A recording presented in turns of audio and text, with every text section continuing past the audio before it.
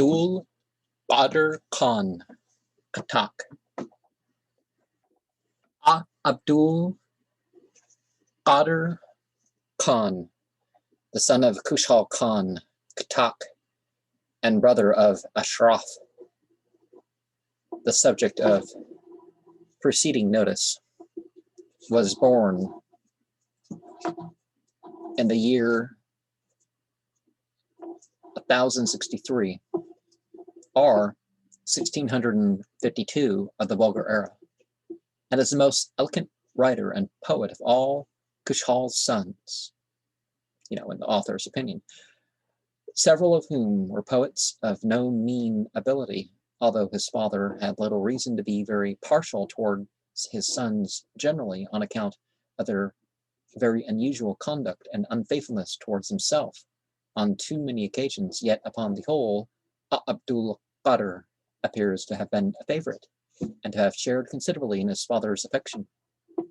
Abdul-Qadir was as good as at the sword as at the pen, and in the battle with the Mughal troops at Kota, a place in the vicinity of the Peshawar district, the victory of the Confederate Afghans was chiefly owing to the skill displayed by the poet on that occasion, and it was he who also led assault against that fortress, which, after 3 hours of severe fighting, he captured.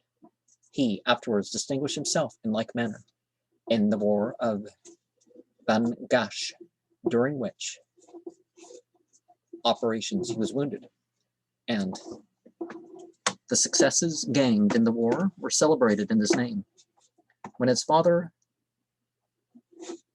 abdicated the chieftainship of the tribe, as related in the notice of Kushal in his writings, and the sons were each struggling to supplant each other and grasp the vacant authority, Abdul-Qadir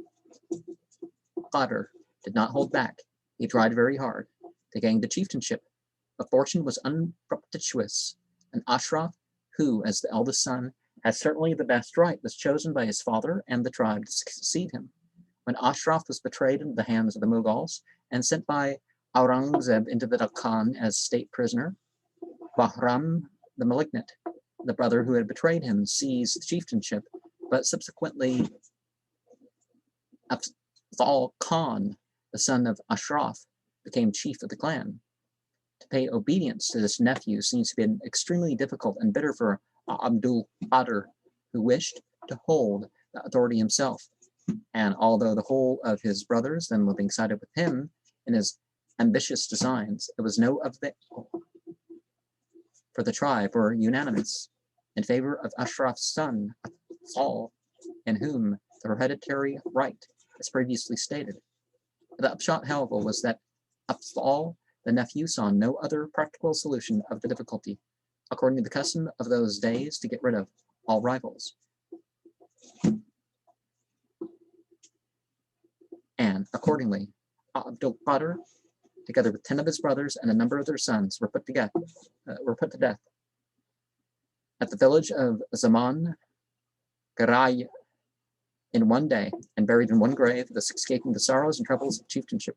The poems of Abdul-Qadir, which are deeply imbued with Sufi mysticism, are thought very highly of by the Afghans, and his language is extremely polished.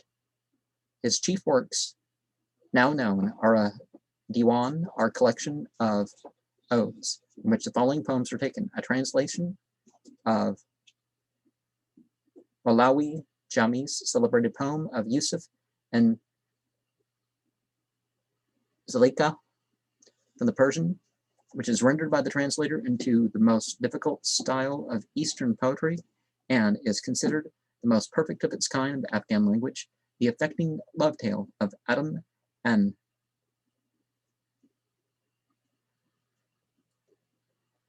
Turkana, which 3 or 4 other authors have written about in both verse and prose, together with the translations of Sheikh Saadi's Gudistan and Bostan from the Persian.